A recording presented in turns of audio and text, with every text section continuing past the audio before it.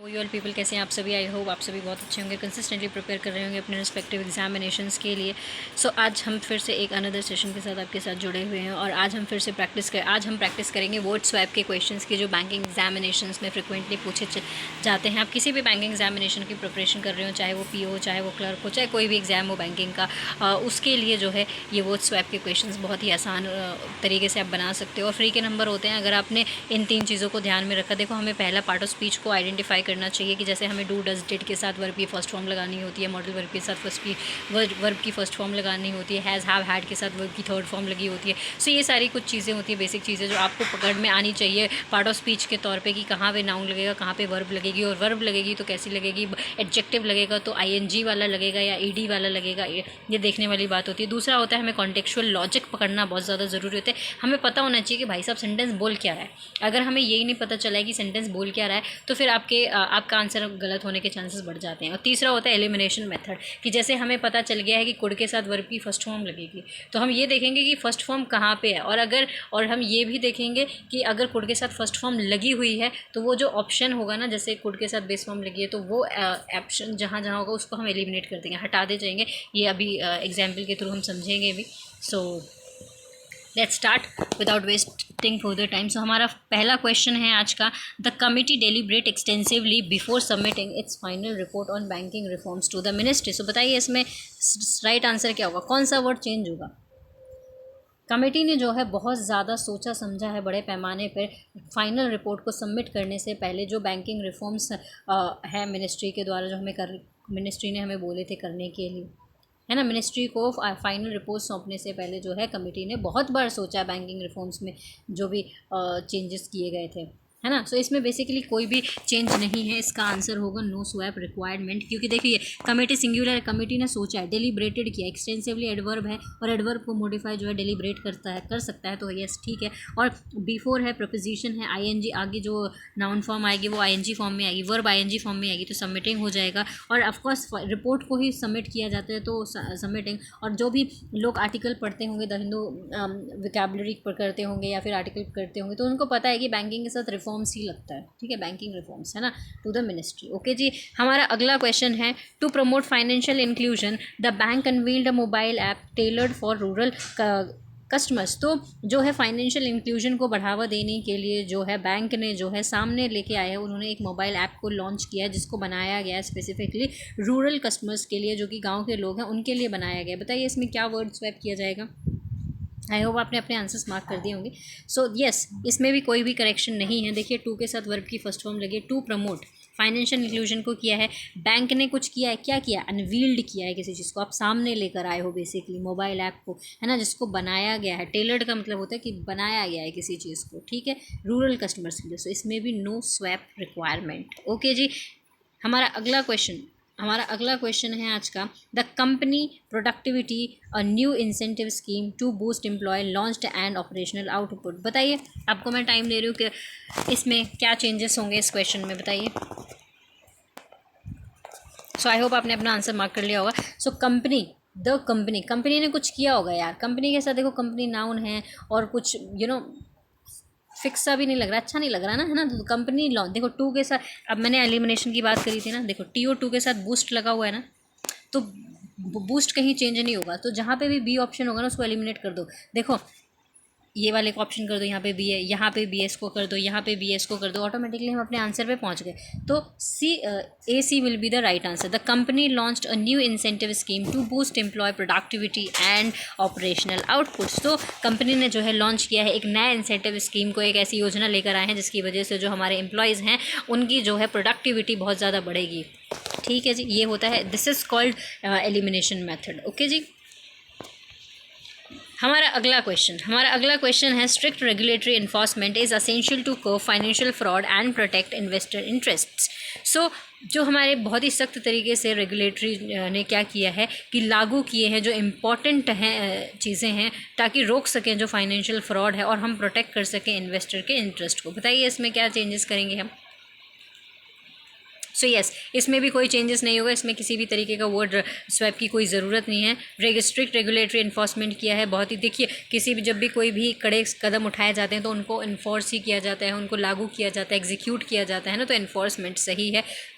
To के साथ verb की फर्स्ट फॉर्म लगी है, सो ये भी अपनी जगह सही है। फाइनेंशियल फ्रॉड को रोकना है, और टू के साथ देखिए पैरेललिज्म चल रहा है, टू कर्ब और टू प्रोटेक्ट, तो सी भी अपनी जगह सही है, और इन्वेस्टर्स के इंटरेस्ट को सेव करना है। सो यहाँ पे भी हमारा जो आंसर होगा वो यही होगा, नो करेक्शन रिक्वायर्ड। ओके जी, आई होप आपको समझ में आ गया होगा। सो हम अब अगले क्वेश्चन की तरफ मूव करते हैं। हमारा अगला क्वेश्चन है आज का, sudden disruption in global supply chain escalated new raw materials impacting manufacturing margins. बताइए इसमें क्या चेंजेस होंगे।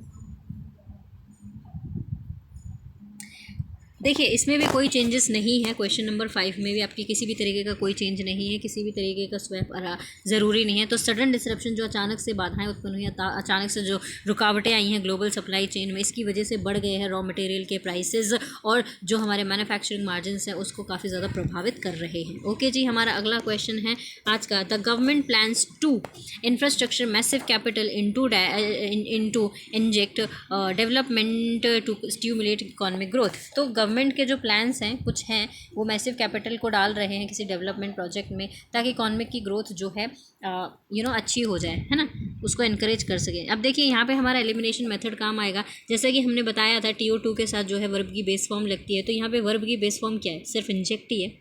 इंजेक्ट का मतलब होता है आप किसी में कोई चीज़ डाल रहे हो, ठीक है। सो बेसिकली देखिए जहाँ पे बी है उसको देखिए, अब बी कहाँ पे है, यहाँ पे है बी, और ए में भी बी है और बी में भी बी है ना। बाकी ऑप्शंस को हम एलिमिनेट कर देते हैं, क्योंकि सी और डी की हमें ज़रूरत नहीं है, डी की हमें ज़रूरत नहीं है, क्योंकि इकोनॉमिक ग्रोथ अपनी जगह सही, इकोनॉमिक एडजेक्टिव का रोल प्ले कर रहा है यहाँ पे, और ग्रोथ यहाँ पे नाउन है।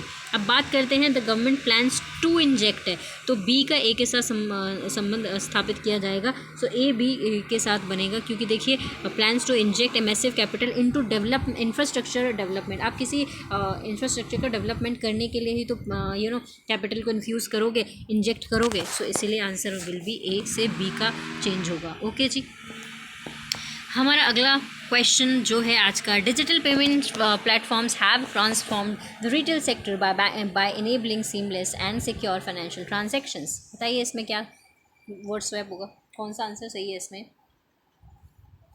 ऑफकोर्स इसमें भी जो है हम देख लेते हैं। देखिए हम अभी बताया था हैज़ हैव हैड के साथ वर्ब की थर्ड फॉर्म लगती है ना। प्रेपोजिशन के बाद जो वर्ब आती है वो अपनी ING फॉर्म में आती है। सो यहाँ पे किसी भी तरीके की वर्ड स्वैप की कोई रिक्वायरमेंट नहीं है गाइस, और इसका आंसर भी no correction no swap required ही होगा। इसका आंसर पढ़ देती हूँ मैं। डिजिटल पेमेंट प्लेटफॉर्म्स ने जो है एक तरीके से पूरी तरीके से बदल दिया है रिटेल सेक्टर को। इन्होंने जो है बहुत ही सीमलेस तरीके से फाइनेंशियल ट्रांजेक्शन को सिक्योर किया है। ओके जी, इसमें भी कोई चेंजेस नहीं है। हमारा अगला question, climate change poses a threat severe significant to coastal biodiversity and local ecosystem. देखिए लोकल एडजेक्टिव है, इकोसिस्टम यहाँ पे नाउन है, तो सी को चेंज करने की तो देखिए सी को चेंज करने की तो यहाँ पे कोई ज़रूरत ही नहीं है ना। सी अपनी जगह सही है, तो जहाँ पे सी है भाई साहब उसको काट दो, यहाँ सी है काट दो, यहाँ पे सी है काट दो।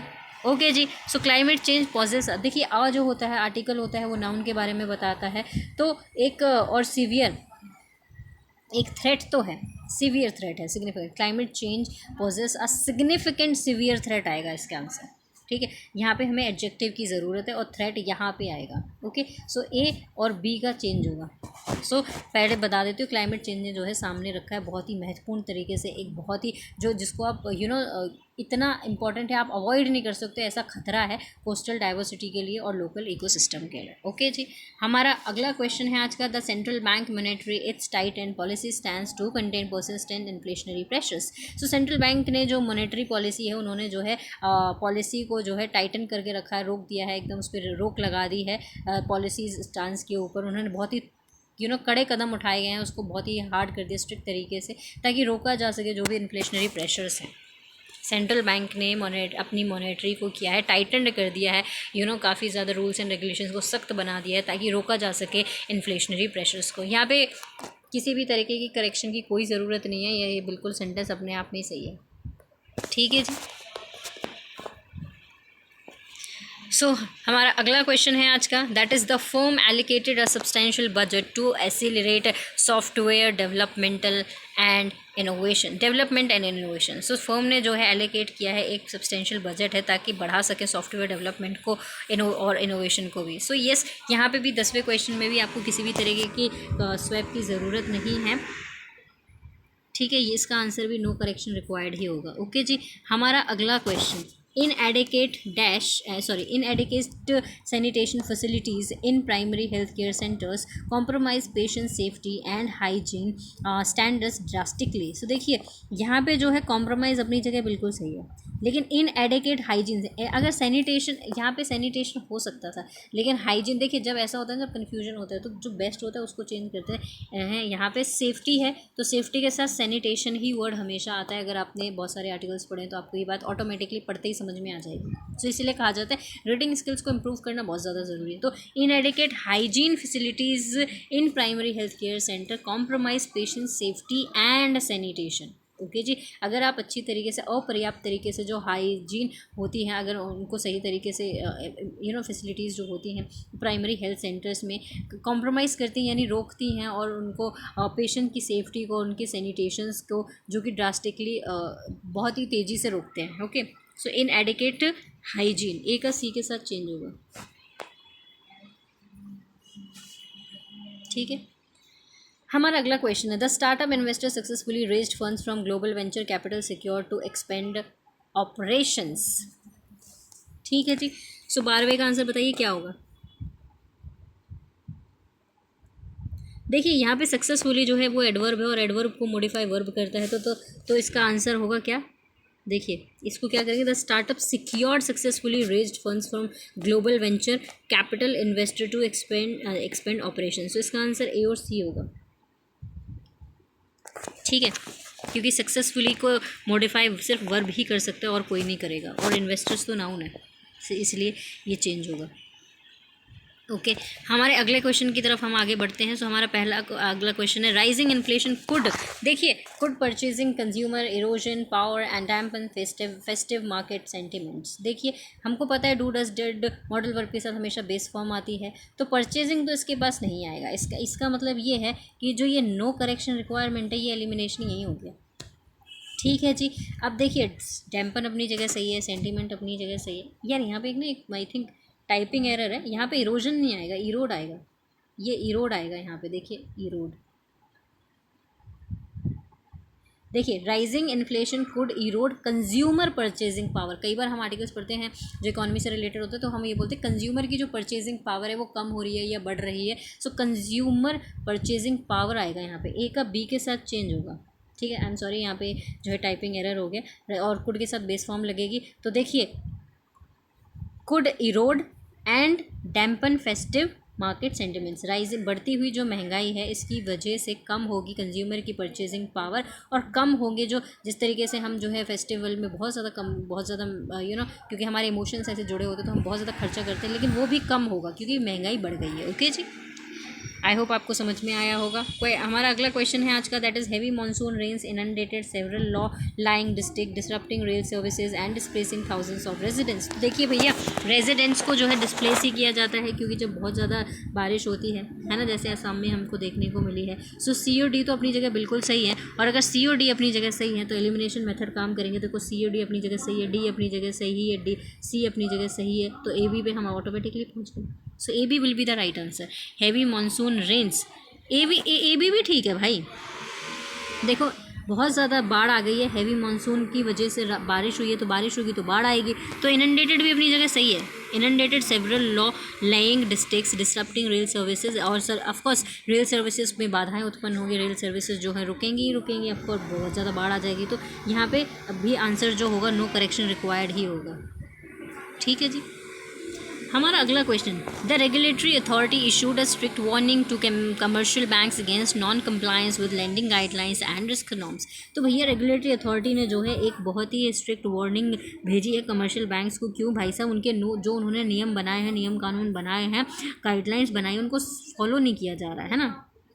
यहाँ पे भी सब सही है, रेगुलेटरी ने इशूड किया है, स्ट्रिक्ट कंप्लायंस किया है, नॉन कंप्लायंस है, इसका आंसर भी जो होगा नो करेक्शन रिक्वायर्ड भी होगा, ठीक है जी। और मैंने इनके सबकी आंसर्स जो हैं यहाँ पे लिख भी दिए हैं। अब आप सबके मन में ना एक क्वेश्चन आया होगा, यहाँ पे मोस्टली क्वेश्चन जो है आए थे नो करेक्शन रिक्वायर्ड के, है ना, नो स्वैप रिक्वायर्ड, है ना, ये आया था। ये सेशन लाने का जो मेरा मकसद था आपके साथ, क्योंकि एज अ स्टूडेंट मैंने भी कई बार ये चीज़ देखी, जो ऑप्शन ई होता है ना भाई साहब, ऑप्शन ई लगाने में ना अपने तोते उड़ जाते हैं। अपन को इतनी हिम्मत ही नहीं होती है कि हम ऑप्शन ई को मार्क कर सकें। लेकिन भाई साहब अगर क्वेश्चन दिया गया है, अगर एग्जामिनर ने, तो कई बार एग्जामिनेशन जो एग्जामिनर होता है, हम कई बार ये सोचते हैं यार ऑप्शन ई कैसे हो सकता है, नो करेक्शन रिक्वायरमेंट कैसे हो सकता है। तो आपको ये समझाने के लिए कि भाई ऑप्शन ई भी आंसर हो सकता है, इसलिए ये सेशन आपके लिए डिज़ाइन किया गया है। जो भी आंसर्स हैं वो मैंने यहाँ पे मेंशन कर दिए हैं। आई होप आपको सेशन बहुत पसंद आया होगा, आपको ये कोशिश बहुत अच्छी लगी होगी।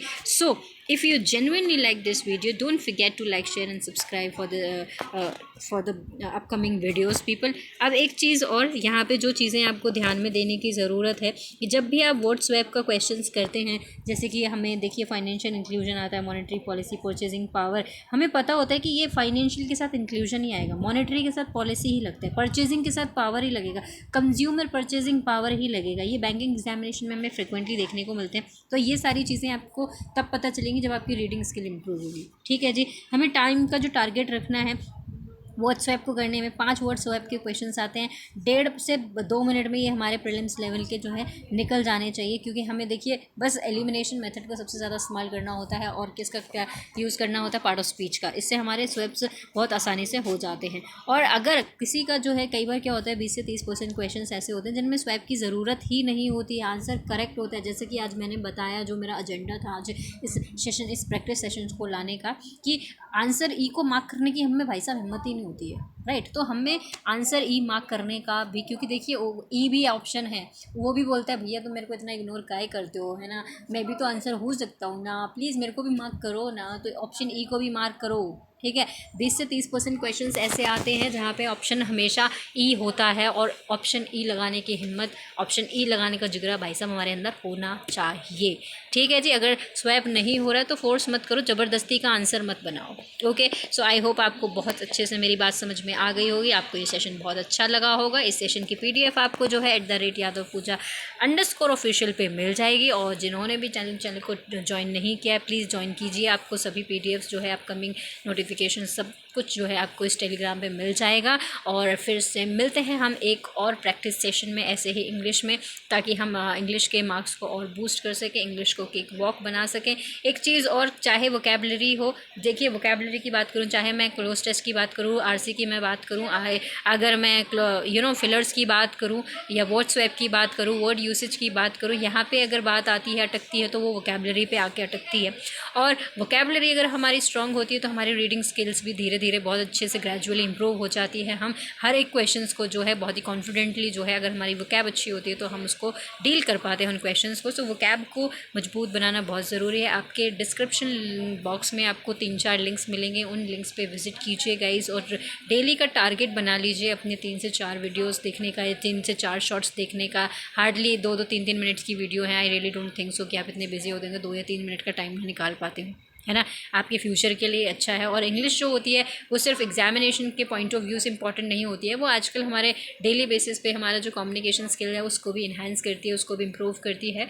सो उन सभी वीडियोज़ को देखना ना भूलिएगा। और जो भी द हिंदू एडिटोरियल की जो आपको वीडियो अपलोड की जाती है, प्लीज़ वो देखिएगा। और मैं कई बार मेरा भी एग्ज़ाम है यार, मैं कई बार टाइम से नहीं अपलोड कर पाती हूँ, तो उसके लिए I am so sorry people.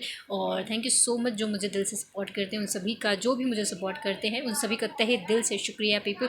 Thank you thank you thank you thank you so much and may God bless you. आप लोग मेरे को इस तरीके से सपोर्ट करते हैं, उस सब के लिए भगवान हमेशा, भोलेनाथ हमेशा आप सभी की हर मनोकामना पूरी करें। And thank you so much मुझे सपोर्ट करने के लिए। मिलते हैं नेक्स्ट प्रैक्टिस सेशन में, तब तक के लिए बाय बाय।